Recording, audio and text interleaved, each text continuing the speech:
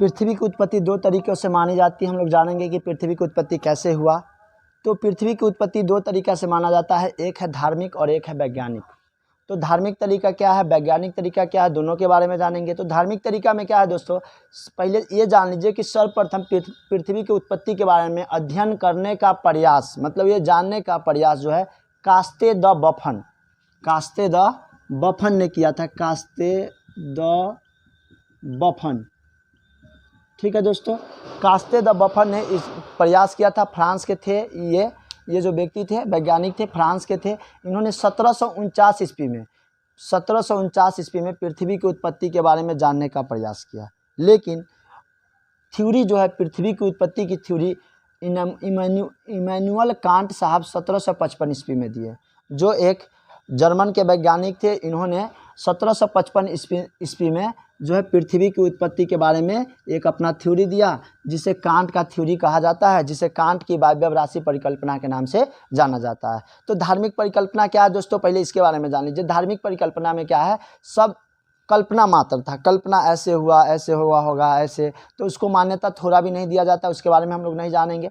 हम लोग जानेंगे वैज्ञानिक परिकल्पना क्या है। उसमें भी है द्वैतवाद और अद्वैतवाद। तो इसमें क्या हुआ था द्वैतवाद में, तो इसमें जो है इसकी जो उत्पत्ति है द्वैतवाद में, इसका जो उत्पत्ति एक तारा से माना जाता है।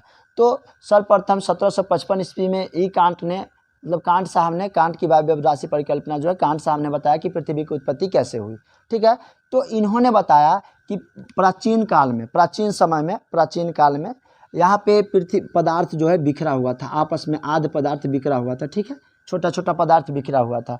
तो ये दोनों आकर्षण करना शुरू कर दिया, ठीक है दोस्तों। ये आकर्षण, एक दूसरा पदार्थ जो है एक दूसरे से आकर्षण करना शुरू कर दिया। जब आकर्षण किया तो मतलब इसमें गति उत्पन्न होती है, आकर्षण करके ये आपस में मिलते गए, जुड़ते गए, तो ये बड़ा गति धारण कर लिया, मतलब बड़ा रूप धारण कर लिया, ठीक है दोस्तों। और रूप धारण बड़ा मतलब बनने के साथ साथ इसके आकार में भी वृद्धि हो गई, और आकार में वृद्धि होने के साथ साथ टकराने से इसकी गति में भी वृद्धि होती चली गई।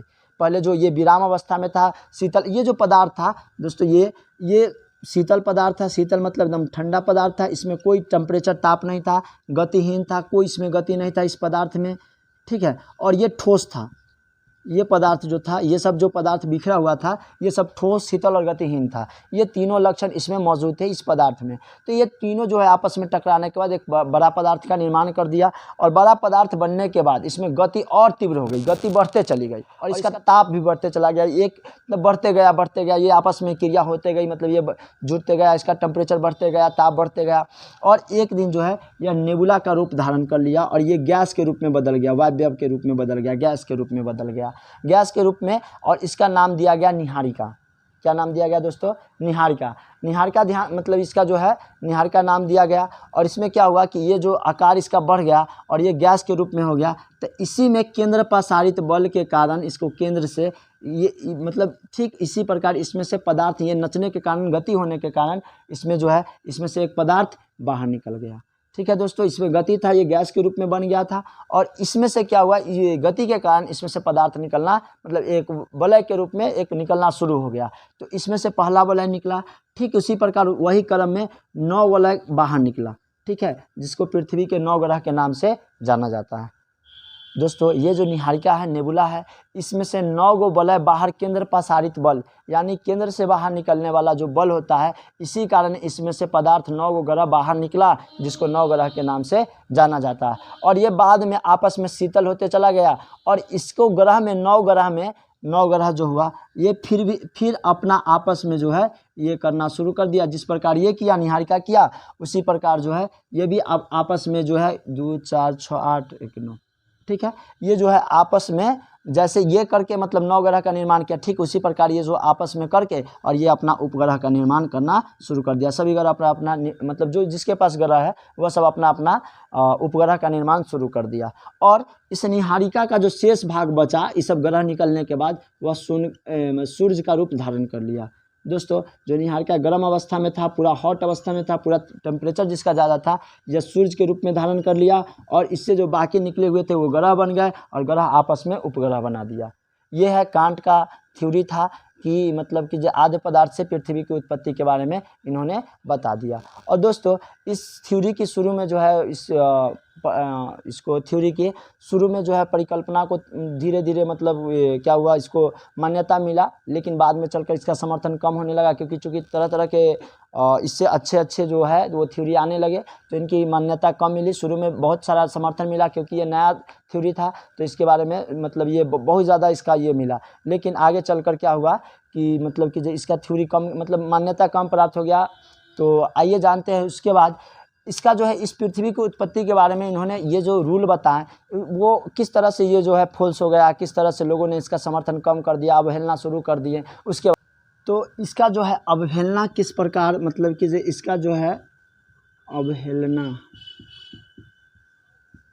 इसका किस तरह से इसका विरोध किया गया इस थ्योरी का, उसके बारे में जानते हैं। तो सबसे पहले कांट साहब ने बताया था कि इसका जो कण विराम अवस्था में था वह आपस में टकराने से इसकी गति में मतलब वृद्धि होते गई। तो आपको बता दें निहारिका में जो बताए थे कि निहारिका नेबुला में गति वृद्धि होते चली गई, जो टकरा के आपस में मिल रहा था। तो इनका जो ये कहना था वो गलत था। क्यों? क्योंकि जब आपस में कण टकराता है तो उसमें उसके गति पर कोई इफेक्ट नहीं पड़ता, गति पर कोई प्रभाव नहीं पड़ता है। जब कण आपस में टकराता है उससे गति पर कोई प्रभाव नहीं होता है। उसके बाद शुरू में जो था वह कण जो था आद्य पदार्थ था, वह आपस में बोले, इन्होंने बोला, कांट साहब ने बोले कि देखिए ये जो कण है आपस में टकराया, तो टकराने से जो है गति और टकराते गया, इसका गति बढ़ते गया। तो दोस्तों ये जो टकराने से पदार्थ में कोई गति नहीं बढ़ती है।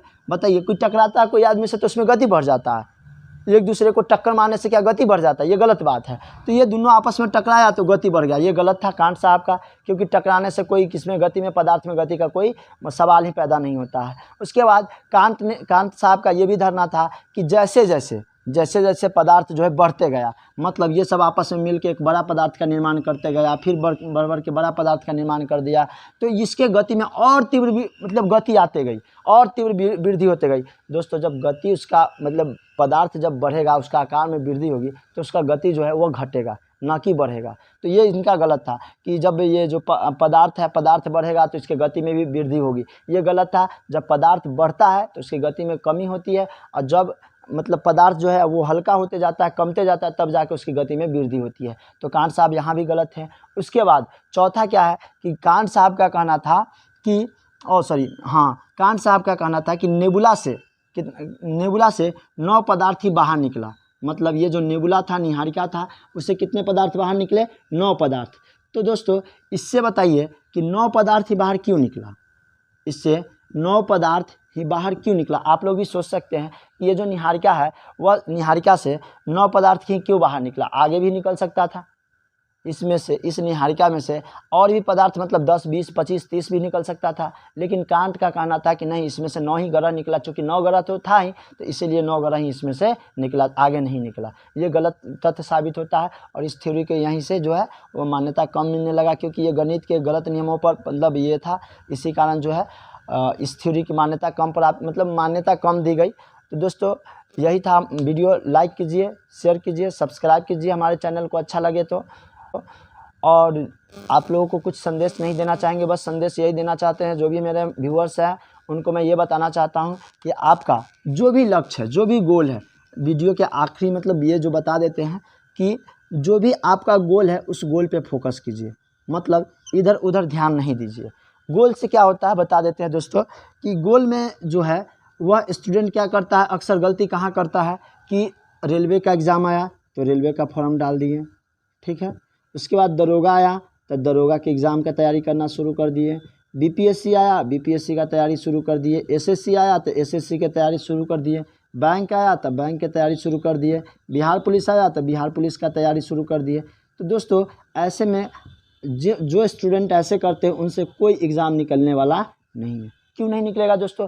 क्योंकि ये जो व्यक्ति हैं, ये जो स्टूडेंट है, उनका लक्ष्य का कोई पता ही नहीं है, क्योंकि इनका कोई लक्ष्य ही नहीं है कि हमको करना क्या है। बैंक भर रहे हैं, बिहार पुलिस कर रहे हैं, एसएससी कर रहे हैं, बीपीएससी कर रहे हैं, दरोगा कर रहे हैं, रेलवे कर रहे हैं, सब कर रहे हैं भाई जी।